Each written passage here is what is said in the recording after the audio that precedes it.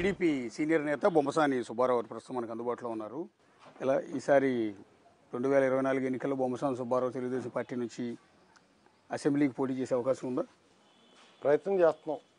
చంద్రబాబు గారిని రిక్వెస్ట్ చేస్తున్నాం, మాకు ఒకసారి అవకాశం కల్పించండి, మైలవరం నుంచి స్థానికుడిగా నాకు అవకాశం కల్పించమని చెప్పి అడగటం జరిగింది. ఆయన మాత్రం ఆయన పరిశీలనలో తప్పకుండా నాకు ఇచ్చే ఆలోచనలో ఉండాలని మాత్రం సమాచారం ఉంది. అంటే బేసిక్గా మీరు గతంలో మైలవరం నుంచి ఇండిపెండెంట్గా ఎమ్మెల్యేగా పోటీ చేశారు. సో ఇక్కడ ఈ నియోజకవర్గంలో బొమ్మసాని సుబ్బారావు పేరు తెలియని వాళ్ళు బహుశా ఉండకపోవచ్చు.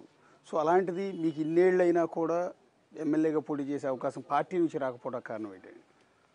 అంటే పార్టీలో ఉండతున్న వ్యక్తి సీనియర్ పొలిటీషియను, మాజీ మంత్రిగా ఉన్నారు. నేను ఒక ఎన్నికల్లో పనిచేయాలని చెప్పి తెలుగుదేశం పార్టీకి ఆయనకి పనిచేశాను. ఈ ప్రాంతంలో ఎప్పటి నుంచో తెలుగుదేశం పార్టీ స్థానికేతరులకు ఇస్తుంది కాబట్టి 99 నుంచి ఈసారి తప్పకుండా ఈ ప్రాంత ప్రజలు కూడా స్థానికులు కావాలి, ఉభయ పార్టీల నుంచి స్థానికేతరులు పోటీ చేశారనేటటువంటి భావంతో చాలా ఇబ్బందికరంగా ఉన్నారు ఇక్కడ ఉండేటువంటి స్థానికులందరూ కూడా.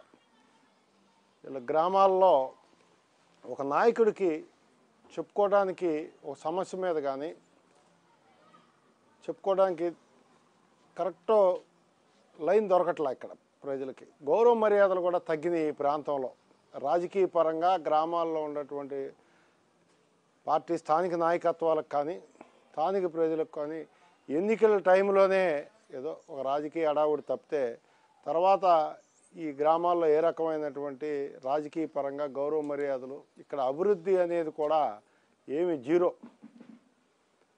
వాళ్ళు ఏదో ఎలక్షన్ అప్పుడు వస్తారు, వాళ్ళకి నందిగామకు సంబంధించి ఇష్యూల్లో వాళ్ళు కామెంట్ చేసుకుంటారు, విమర్శలు చేసుకుంటారు తప్పితే నియోజకవర్గాన్ని గురించి కానీ ఇక్కడ స్థానికుల్ని గౌరవించుకుంటా ప్రజల్లో ఒక భాగంగా చేసుకుంటా వెళ్ళటం అనేది లేదు వీళ్ళ దగ్గర.